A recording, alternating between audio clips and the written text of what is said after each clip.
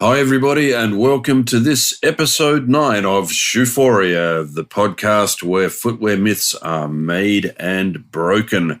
Now, if you like what we're doing, you know the drill. Subscribe, like, share, review. Go to www.bartoldclinical.com and join, or simply interact with any of our platforms on Twitter, Instagram, Facebook, and LinkedIn. Tons of great free information there for you. Now, today, as always, I have someone incredibly interesting for you to have a listen to. Today, my special privilege, my guest is Dr. Irene Davis. Irene and I have known each other for many, many years, and I've admired her research over a long period of time and watched her evolve into a very interesting scientist and also clinical practitioner. Irene's probably unique in our world in that she is a physiotherapist, but she also is a clinical biomechanist. Let me just give you some idea of Irene's background. Dr. Irene Davis is the founding director of the Spaulding National Running Center at the Department of Physical Medicine and Rehabilitation at Harvard Medical School. Dr. Davis received her Bachelor of Science in Exercise Science from the University of Massachusetts and in physical therapy from the University of Florida. She then earned her master's degree in biomechanics from the University of Virginia and her PhD in biomechanics from Pennsylvania State University. She is a professor emeritus in physical therapy at the University of Delaware, where she has served on the faculty for over 20 years and where I perhaps first became aware of some of her wonderful injury research, especially in the field of physiotherapy. Her research historically is focused on the relationship between the lower extremity structure, mechanics, and injury.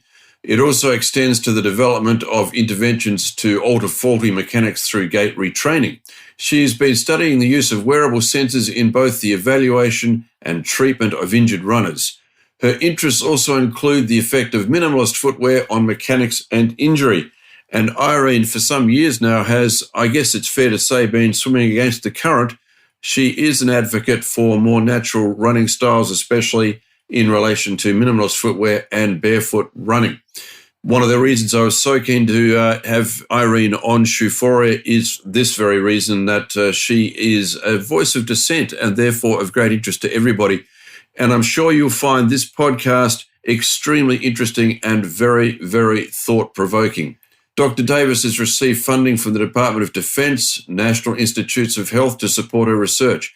She has given over 350 lectures, both nationally and internationally, and she's authored 140 publications on the topic of lower extremity mechanics during walking and running gait. She was recently named one of the 50 most influential people in running. She is a fellow and past president of the American Society of Biomechanics, the 2019 ASB Borelli Award winner. She's also a fellow and vice president of the American College of Sports Medicine and a Catherine Worthingham Fellow of the American Physical Therapy Association. I'm sure you'll join with me in welcoming Dr. Irene Davis, and I think you'll find this episode of SHOEphoria absolutely fascinating. I'm your host, Simon Bartold. Let's get into it. You're listening to the SHOEphoria podcast by Bartold Clinical. Listen in as we delve deep into the world of evidence-based sports science, sports medicine, and athletic footwear science. Let's go and bust some myths.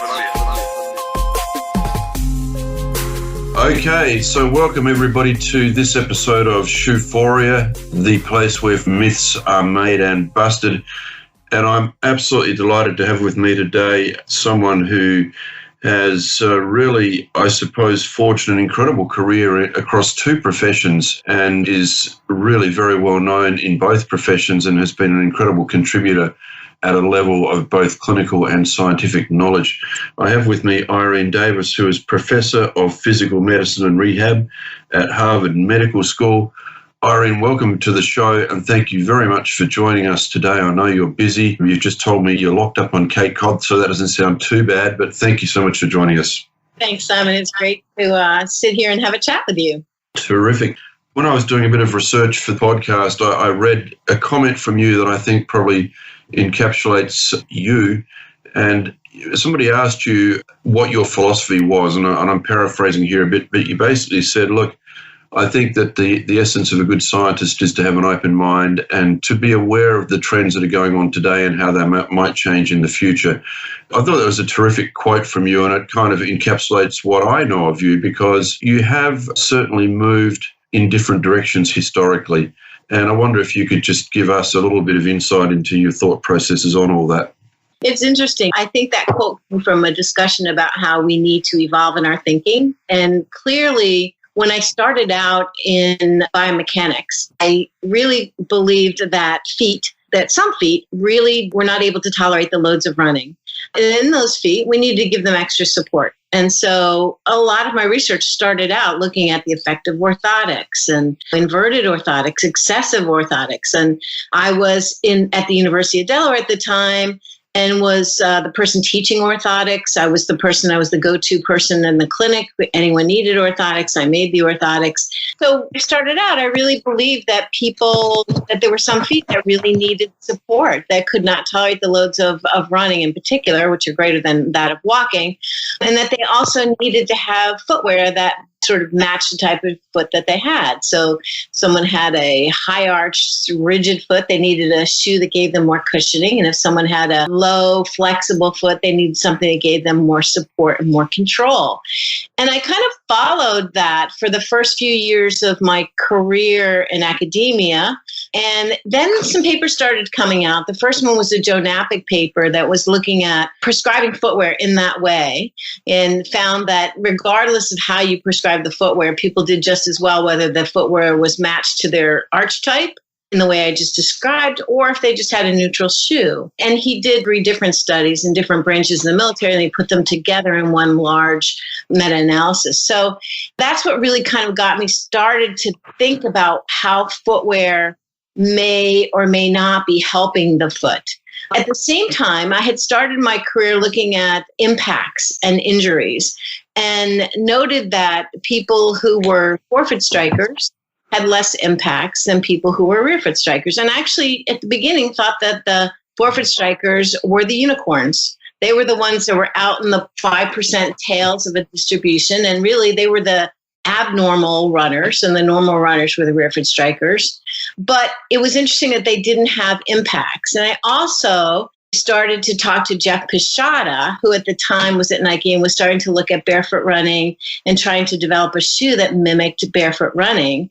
And barefoot running tends to be, especially people who grow up this way are really habituated, tends to promote more of a forefoot strike pattern. So I started to think, okay, so forefoot strike patterns, less impacts. I've found the impacts are related to injuries. I know there's a lot of debate about that, but I feel like there's a lot of literature and a lot of evidence that supports this. And so, that part of it, the impact in injury and the forefoot striking and less impacts and barefoot running, which I believe is our evolutionary legacy. We did evolve to run barefoot.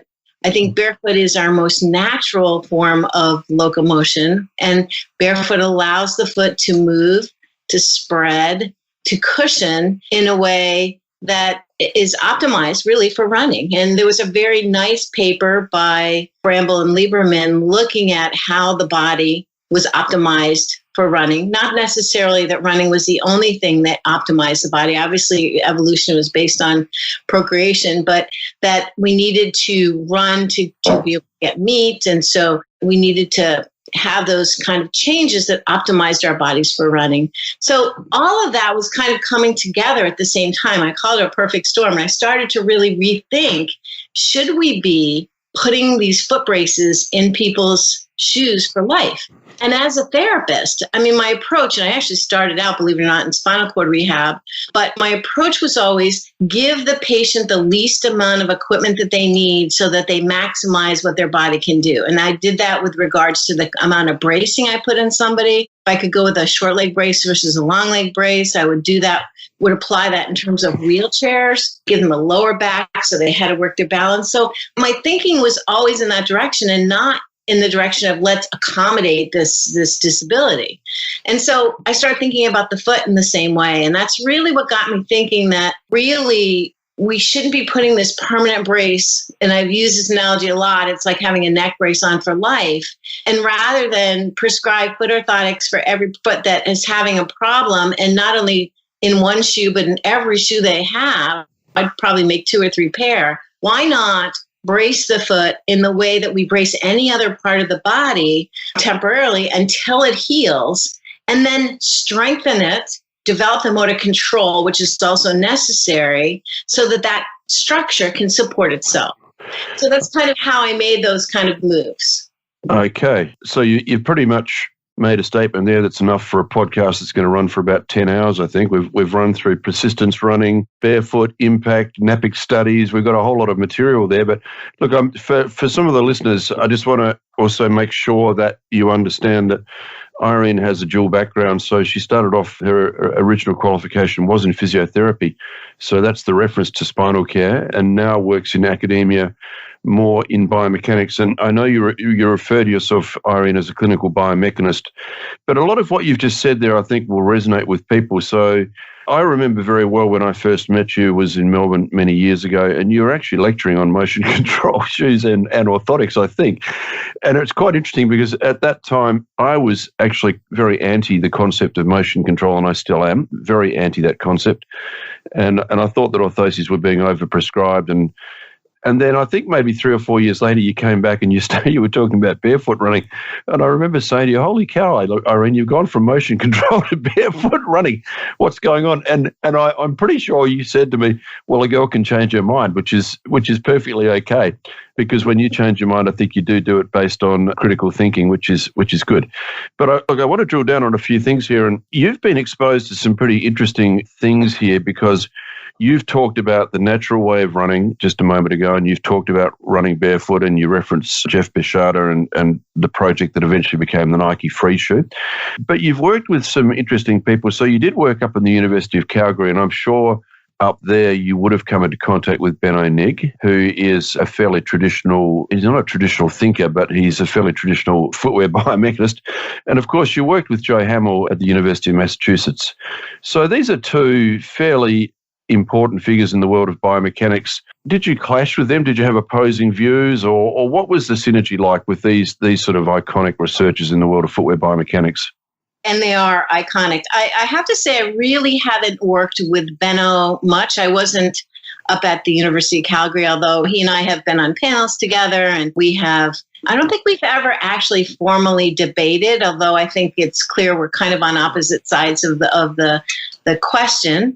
More with Joe. I can speak really more personally to Joe, who I love dearly, and have debated him on this concept of footwear and minimal footwear and barefoot, as opposed to cushioning and motion control. And the thing I love about Joe is that he and I can get up there, we can debate with the best of them and provide the evidence that supports our positions, and then come off the stage and hug each other. And when we did that, one of the first ones we did, we had students come up to us and say, it is so awesome to see that. It's so great to see that you guys can have different opinions and still really respect each other. And that's how Joe and I feel. I don't know that I'll ever change Joe's mind, and he probably won't change mine, and that's okay. That's what science is. But I just wanted to say one more thing. One thing I think that is different for me from Benno and Joe, and I have to say, one of the things I love about Benno is he is an out-of-the-box thinker. When you said he's a conventional thinker, he's not. You're right. And I love that about him. And I love Joe as well. But the thing I think that I bring to the picture that they don't have is the clinical aspect of it.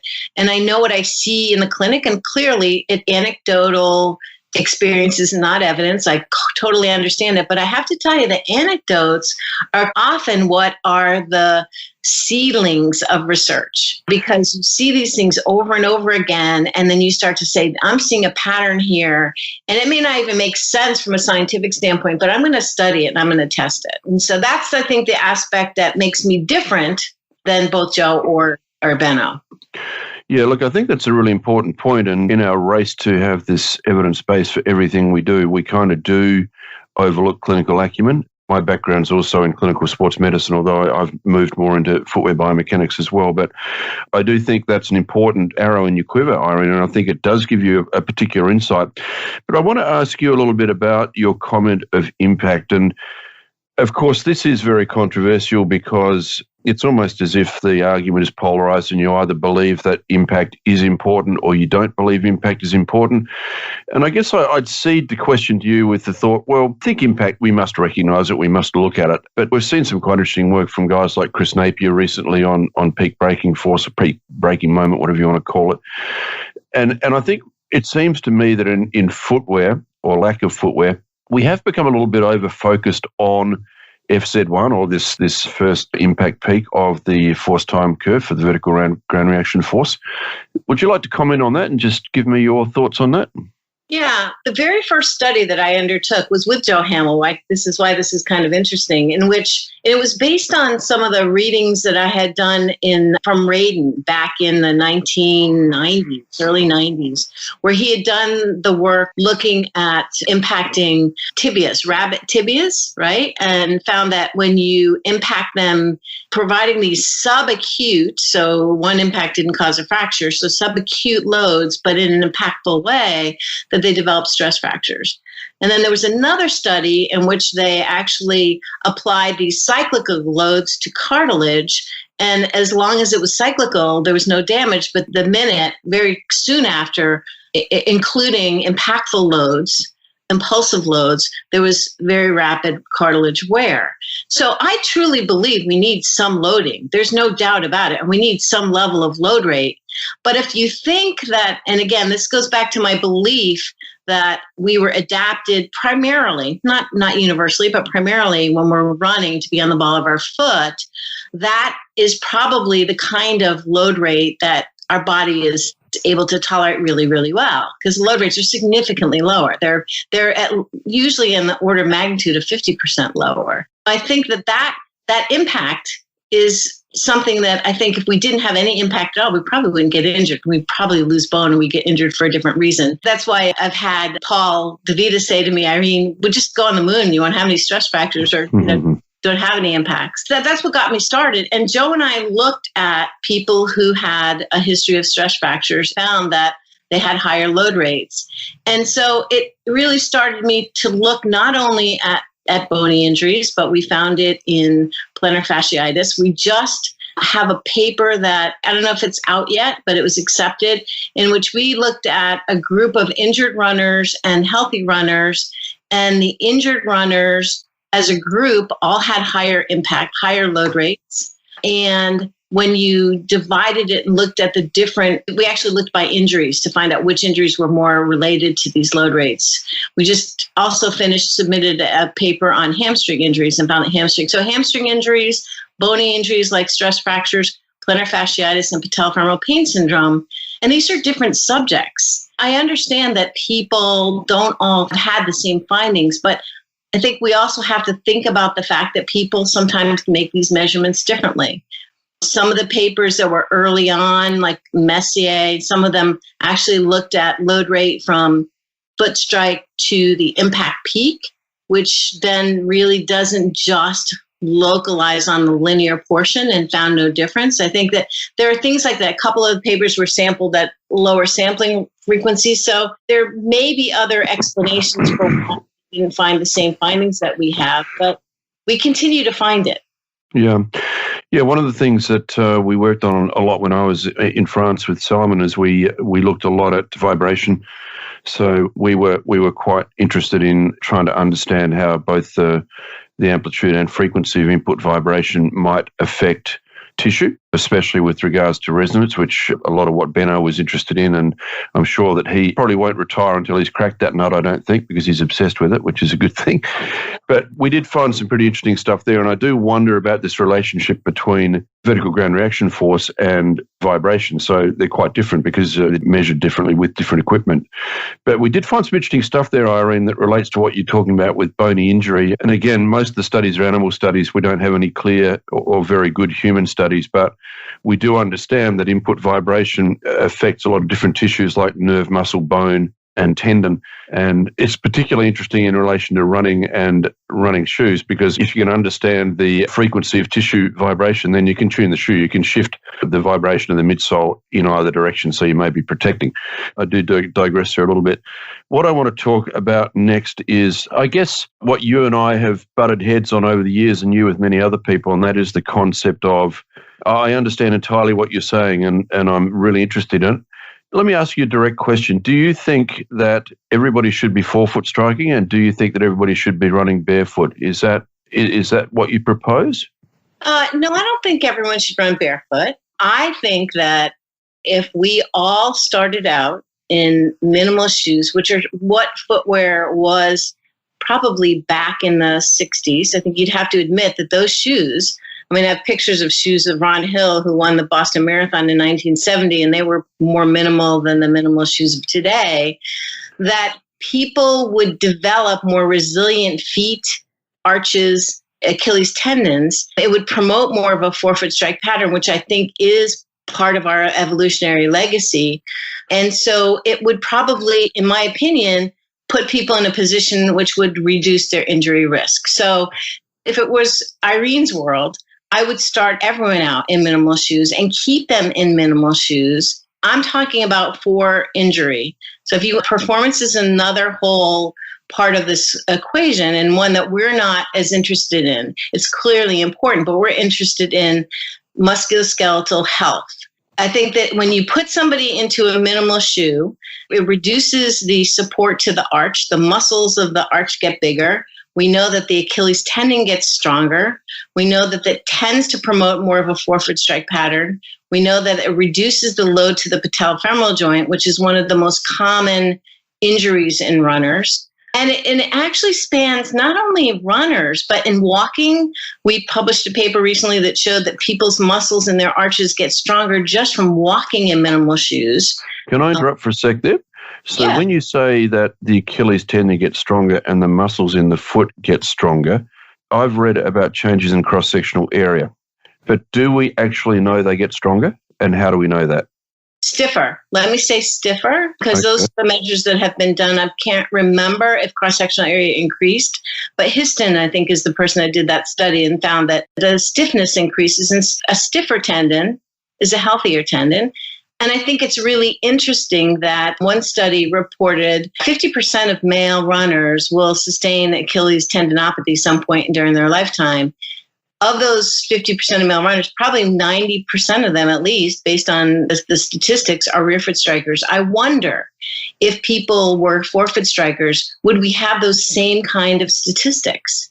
We actually treat, and you may think this is really heresy, but we treat people with Achilles tendinopathy by transitioning them to forefoot strike. That makes complete sense to me, and many people listening may think that's heresy, but in fact, if you believe in titrated load on a tendon and that's a good thing, then it's completely sensible to be doing that. So believe it or not, I do completely understand that principle, and I think that providing your right biome, watching what's going on and making sure that it is done correctly, I don't see any problem with that at all. Irene, I have to ask you a question about the practicality of all of this. So you did reference back in the day when we had great runners like Jeff Galloway and Shorter and all these guys who were running in very minimalist shoes, and they did, of course. But these guys are highly trained athletes who would have been running from the time they were in there, probably from the time they were 10 onwards. So they're trained. And they're a very different population to somebody who is like me, who sits in front of a computer all day, or maybe a 30-year-old who did a bit of cross-country running in high school, then got a job, sat in front of a computer until they were 30, got to put on a bit of weight, decided they wanted to go running. I wonder about the practicality of introducing them immediately into a minimalist shoe and just how that's going to go, because they are, for want of a better word, culturally deconditioned. They're physically deconditioned. And I think possibly we need to be a little cautious with our approach to those guys. Do you agree with that? I couldn't agree with you more. I think the reason that minimal footwear got derailed when it did is because people just thought it was just another shoe, and they put it on and they went out and they ran their mileage that they were running in their other shoes. So it would be like going to the gym and lifting 100 pounds when you've never lifted before. no one would say to you, don't ever go to the gym again. They'd say, don't do it that way. So I've spent the last 10 years trying to convince people not to do it that way, that it's not minimal shoes that are bad. It's that you need, like any new exercise, you need to let the body adapt, and it takes time for it to adapt. I think there's some great benefits to it, but it does take some time. So people have to have patience, and some people don't.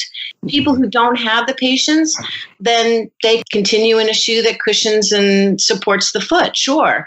The people that come to us are people who have typically been through 3 courses of PT, have tried stopping and starting and stopping and starting and just haven't gotten better. And so those are people who are wanting to run, have not been able to do it, or typically most of them are coming in regular shoes. And so our approach is well-aligned soft landings. That's our mantra of our center. Because I think if you're well aligned, and I'm not talking perfectly aligned, we're not looking for perfection, but the better aligned your limbs are when you take on a load, then the better that load is distributed across the joints and the different musculoskeletal tissues.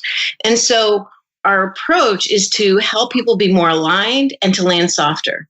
The softest way to land is on the ball of the foot, and the most well-aligned, the alignment issue that we deal with is that there's probably most of the people, I'd say 75% of the people that we see have this medial collapse. So they don't have good core stability, their hips adduct, they internally rotate, their knees come in. So that's another aspect. It's not just the footwear, but it's really trying to get them better aligned. And our goal is not only to treat the injury that's in front of us, but to try to make them more resilient runners. I mean, look, that makes sense to me. I think the whole forefoot argument is something that probably I need to think about a lot more, and I obviously have thought about it a lot, but it seems to me like this is a discussion that's moving into gait retraining issues. I mean, I think everybody would agree that there are some terminal faults in runners that definitely need to be retrained. One of them, of course, is overstriding, which I think is uniformly accepted as being something that needs to be fixed. But you're talking about changing landing patterns. And I mean, do you do a lot of manipulation of cadence and step width and those sorts of things, Irene? So cadence by itself, there has been, let me step back and say the first half of my career, I worked to try to develop the relationship between mechanics and injury. Because you don't want to change a mechanic if you have no reason to. You need to have that. I mean, that to me is the very first step. And so it was not only impacts, but it was also alignment that were issues that we felt. So hip adduction, adduction, has been related to anterior knee pain, IT band syndrome, tibial stress fractures, and probably other injuries that we haven't looked at, because we went for the lowest hanging fruit, the largest percentage of injuries, largest incidence of injuries. My guess is that it may be related to medialization of the knee with respect to the foot, and that medialization of the knee with respect to the foot also could load the medial foot and may be related to other injuries like that, such as that. And so it's not just the impacts, but it's also that alignment. And I've not seen any data short of the Ludke paper that has shown that longer strides are related to injury. I agree with you. I think it's better to have your foot underneath you. I think the shorter strides are better. I'm not sure what it does in terms of injury because there's been no papers to show that connection. So the only paper is the Ludke paper, and they demonstrated that those with longer strides or a lower cadence, basically is what they measured, had a greater, this was prospective, had a greater incidence of lower leg pain, anterior lower leg pain. So that makes sense to me because the further out you are, the more dorsiflex you are, then the greater the load on the dorsiflexors. We've looked at injured versus healthy populations in their habitual foot strike patterns and found absolutely no difference in cadence between those two groups. Yeah, I think this is a really important point because it also begs the question of where's the line in the sand in so many things we look at, Irene, like pronation especially. We don't understand how much is too much or too little, and we probably don't understand how much is too much or too little in terms of stride length or even step width because every athlete's different. So it is quite interesting, but I'm aware we're running out of time here, so I do just want to get a bit of a snapshot on your thoughts on footwear because this is SHOEphoria. It's primarily about shoes, and we've talked a lot about other very interesting things, but So we're in a pretty interesting time, aren't we, Irene? We've got some pretty interesting product out there. Obviously, the Nike range that started with the Vaporfly 4% and is now the Alpha Fly. I mean, gee, what do you think? What are your thoughts on footwear and where it's all going and what it can and can't do? I'd love to hear your thoughts on that. I think when it comes to performance, that we're probably still not where we can be with footwear in terms of enhancing performance. I mean, clearly those shoes, I mean, you can't argue with the evidence. The evidence has shown that people have increased their performance with those shoes. So like any other piece of equipment, a golf club, a tennis racket, in terms of performance, I don't know what's going to happen with that shoe in terms of injury, because my basic philosophy on footwear is the closer we are to the using our bodies the way that they were adapted to be, the less our risk for injury in general. And I mean that in terms of what you and I are doing right now. We're sitting, we sit most of the day. Our core we've lost the stability of our lumbopelvic and abdominal muscles. And that's why I see all of this instability when I see people run and when I see them move. So my philosophy is, I want people to be using their feet. I want their feet to be able to spread. I want them to be able to push off. I want the foot to be able to pronate and supinate freely.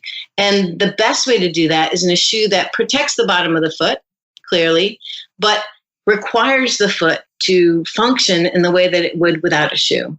Yeah, I know we've had this discussion in previous episodes of SHOEphoria, and I've said all along that my personal philosophy is actually quite similar to yours, and that is that you would use footwear that was the least amount of shoe required to achieve the task at hand. And but it's variable. For some people, that will be a very supportive shoe, and for other people, it will be either no shoe or a very minimalist shoe. So it seems to me that your perspective here is that we're really, the whole market is sort of either contracting or diverging, depending on which way you look at it. And we've got almost two camps here. We've got the elites, who are all performance-based, and obviously I don't think we're going to see an elite marathon runner wearing a minimalist shoe because these other shoes are just so fast. And then we've got the other 99.9% of the running population, which is about what it is, incidentally, who are not elite, who are out there just either for the social aspect of running or to get fit. And they have different requirements, and that may include a lot less shoe for these people. I'll ask you one more question here before we say goodbye, Irene, and that is your thoughts on in my world, podiatry. I get driven crazy because I see people who get shoes and they test the heel counter and they test the torsional stiffness of the shoe.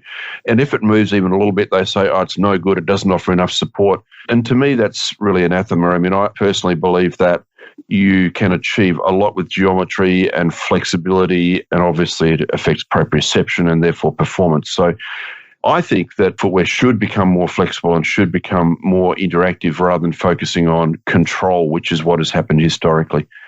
Would you care to comment on that? No, I agree with you wholeheartedly. I think probably where you and I diverge then is in the cushioning, and whether people need cushioning or whether the body can be taught to cushion. And that could be another whole podcast for sure. But I believe, and we've seen it in our clinic, that people can be taught to cushion. The leg spring, we have an amazing ability to alter the stiffness of our leg spring. And I think you just need to teach the lower leg and the foot to be able to be that spring instead of depending on the shoe. There is one last thing I want to say, and it has to do with footwear across the ages. So I know that you and I talk a lot about running footwear. I believe minimal footwear has applications far beyond running. And I'm really maybe even more excited about that. So one of my colleagues, Isabel Seco in Brazil, published a study looking at women who had knee-OA and randomized them into two groups. One group got a minimal shoe called the Moleca. It's a $15 Brazilian shoe. And the other wore regular shoes. And she followed them over 6 months. Not surprising, the minimal shoe reduced the knee adduction moment. That's been shown before, that shoes tend to invert the foot, and they saw that as well. It tends to transfer up to the knee, and you have an increase of the knee adduction moment. But she also looked at them at 3 and 6 months out and found that their pain medication was reduced, and their WOMAC, their functional outcome measure, was significantly improved. And the people who continued in their regular shoes got worse in pain and got worse in function. And that was with no exercise. It's very powerful, a pair of minimal shoes. And she's now thinking about it in people who are diabetic, pre-neuropathy, where the foot muscles need to be maintained.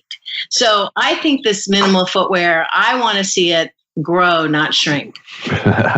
Well, I think that's really interesting. I actually did do some work with Rana Hinman and Kim Bennell looking at the knee adduction moment and looking at the effect of footwear, and we had similar findings in terms of immediately posted footwear in particular is not good.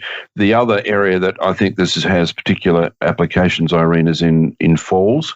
A very good researcher in Australia by the name of Hilton Menz has done some work on this, and obviously the more minimalist the footwear, the more likely you are to get that very important signal before you topple over. So I agree with you. I think there's a lot of blue sky in this area. Look, Irene, I won't keep you any longer. We could go on for hours here, and there is a lot we haven't covered, so we might have to do an Irene part 2 at some point in time. But thank you so much for your time. I really appreciate it. I appreciate your insight. It's actually really refreshing to talk to somebody who is not a yes man and who is, or a yes woman, and who is steadfastly sticking to their guns because you're analysing it in a different way, and I really appreciate that. So thank you so much, and I'm sure that everybody who's been listening will go away and they will be thinking quite deeply about what you've had to say. Just take it slowly if you're going to go minimal. That's very good advice. Okay, on that note, I'll say goodbye and thanks again, Irene, and we'll catch up sometime in the future. Thank you, Simon. Thanks for joining us for the SHOEphoria podcast by Bartold Clinical. Join us next time.